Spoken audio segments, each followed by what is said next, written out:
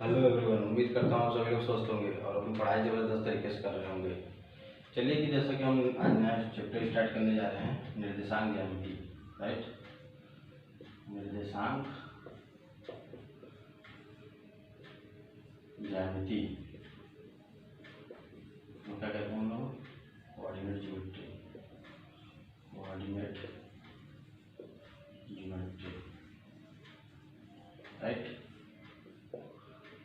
देखिए coordinate geometry में आपके एग्जाम में बहुत ही अच्छे नंबर के आते हैं क्वेश्चन, 6 से 8 नंबर के लगभग आते हैं। आज इसमें देखिए हम लोग स्टार्ट करेंगे। पहले निर्देशांक ज्यामिति में हम लोग क्या सीखते हैं। पहले शुरू में देखिए, किसी चीज़ की शुरुआत कहीं न कहीं से तो होती है। इसमें शुरुआत होती है दो तल से। एक आपका तल, ठीक, इसमें हम लोग मानते हैं एक्स अक्ष, इसको कहते हैं एक्स एक्सिस, इसको कहते हैं वाई अक्ष, वाई एक्सिस। इसका नाम देते हैं वाई डैश, इसका नाम देते हैं एक्स डैश। इसका क्या नाम है, ओरिजिन, मूल बिंदु इसको कहते हैं हम लोग, मूल बिंदु, ओरिजिन पॉइंट। राइट, अब देखिए इसमें होता क्या है। इस आपको इसमें सिलेबस में है क्या पढ़ना है, पहले ये देख लीजिए आप। सिलेबस में आपका यही है इसमें कि हमें दिखाना है कि तल के बारे में पढ़ना है पहले, एक पॉइंट। दूसरा पॉइंट क्या पढ़ना है, दो बिंदुओं के बीच की दूरी निकालना है। Right, distance. और तीसरा क्या करना है, आंतरिक विभाजन होता है इसमें रेखा का, जो बिंदु उसका करता है उसको क्या निकालते हैं हम लोग, निर्देशांक निकालते हैं।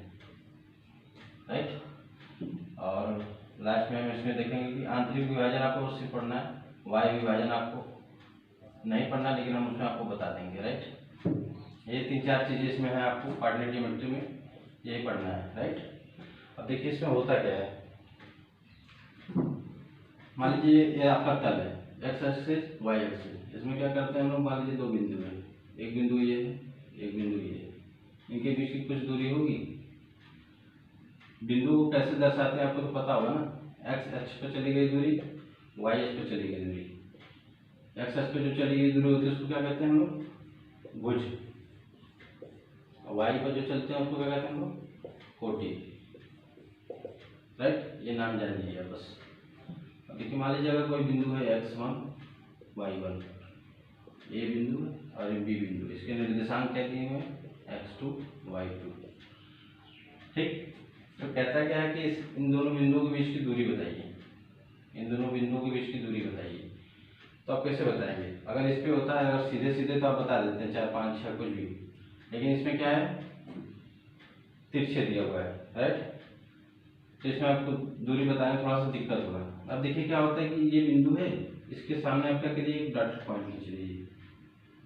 ठीक, वाई एच के पैरेलल भी खींच लीजिए, यहाँ पर देखिए एक्स एच के वाई एच के। तो आप देखेंगे कि जो x1 है, ये बिंदु क्या दिखा रहा है, ये दूरी क्या दिखा रही है, x1। इसके सामने तो है इतना दूरी है, तो ये x1 है। राइट, और ये y1 जो है इसके सामने दिखा रहा है, तो ये y1 है। ये x1 हो गया तो ये भी x1 हो जाएगा, ये y1 है तो ये भी y1। राइट, अब देखिए आप क्या करते हैं, इसको थोड़ा सा बढ़ा लीजिए, आप इसको बढ़ा लीजिए, क्या करते हैं, यहाँ पे बढ़ा लीजिए एक्स एच, लिखने में आसानी होगी। अब देखिए ये x2 है, हम डॉटेड पॉइंट खींच ले रहे हैं, तो यहाँ से यहाँ तक की दूरी क्या हो जाएगी, x2। राइट, x2 हो गया, और यहाँ से लेकर यहाँ तक की दूरी जो क्या हो जाएगी, y2 होगी। राइट, अब देखिए हम क्या करते हैं, इसको इसी से मिला लीजिए अपने से। हम देखेंगे कि पूरी दूरी कितनी है, x2, ये दूरी कितनी है, x1, तो ये दूरी कितनी हो जाएगी, x2 माइनस x1 हो जाएगी। अब जब इसके लिए पैरेलल है तो x2 माइनस x1 है, तो ये भी कितना हो जाएगा, x2 माइनस x1 हो जाएगा। ठीक, इसी तरह हम इसका देख लेते हैं, पूरा y2 है, इसके सामने y1 है, मतलब यहाँ तक y1 है, y2 में से हम y2 घटा देंगे, तो y2 में से y1 घटाएंगे तो ये दूरी मिलेगी, ये वाली बी से। इसको मान लीजिए कोई सी पॉइंट है, और ये कौन सा पॉइंट था, ये पॉइंट है। ठीक, अब हमको निकालना क्या है, ये भी दूरी निकालना है। तो आप देख सकते हैं कि इस फिगर में क्या दिख रहा है आपको, डी सी ए, एक समकोण त्रिभुज दिख रहा है। समकोण त्रिभुज में क्या होता है, जो हाइपोटेनस होता है कर्ण, कर्ण का स्क्वायर बराबर क्या होता है, लंब का स्क्वायर प्लस आधार का स्क्वायर। तो बस आप यहाँ पे लिख दीजिए, क्या लिखेंगे, ए बी स्क्वायर बराबर बी सी स्क्वायर प्लस ए सी स्क्वायर, राइट, लिख दिया हमने। अब देखिए ए बी तो हमको निकालना है, अब बी सी की वैल्यू रख दीजिए यहाँ पर, बी सी रखिए, या तो पहले ए सी लिख दीजिए, ए सी इधर लिख दीजिए, बी सी उधर लिख दीजिए, सीधा सीधा। ए सी की वैल्यू कितनी है, x2 माइनस x1 का होल स्क्वायर, इसका कितना वैल्यू है, y2 माइनस y1 का होल स्क्वायर। यहाँ से क्या निकल गया आपका ए बी स्क्वायर। तो अब ए बी की वैल्यू निकालेंगे तो क्या निकलेगा, under root x2 minus x1 का whole square plus y2 minus y1 का होल स्क्वायर।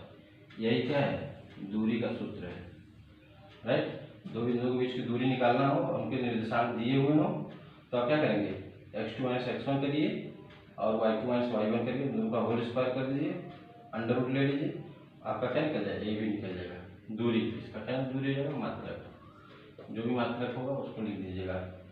चलिए आप इतना नोट करिए, तो फिर हम आपको एग्जाम्पल इसका बताते हैं तो आपको क्लियर हो जाएगा। चलिए एग्जाम्पल देखिए आप इसका।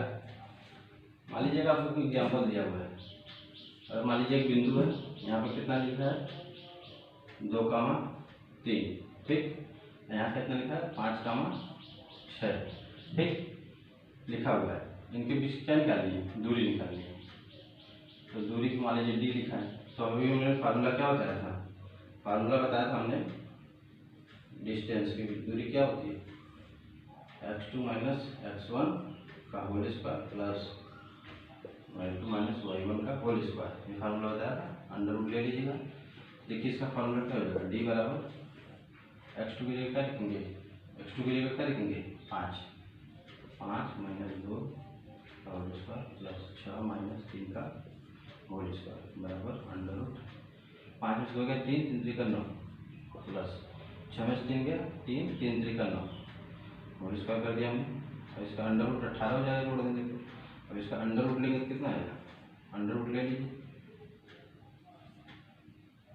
2 गुणे 3 करने तो आता ही होगा आप लोग को, ऐसे कर लीजिएगा, ठीक, 18 जाएगा। इसको बाहर निकालेंगे, 3 का पेयर बन गया तो निकल जाएगा बाहर करड़ी से 2। अब मात्रक नहीं दिया तो आप इस पर लिख दीजिएगा मात्रक, ठीक, 3√2। यही क्या होगा आपका डिस्टेंस, यहाँ से लेकर यहाँ तक की दूरी क्या हो जाएगी आपकी, 3√2, राइट। उम्मीद कर रहे हैं समझ गए होंगे आप लोग। चलिए अब नेक्स्ट वीडियो में मैं बताऊंगा कि विभाजन कैसे करते हैं, राइट। अब इसका स्क्रीनशॉट ले लीजिए, तब तक के लिए नेक्स्ट वीडियो देखते हैं, फिर इसके बाद स्क्रीनशॉट ले लीजिए आप।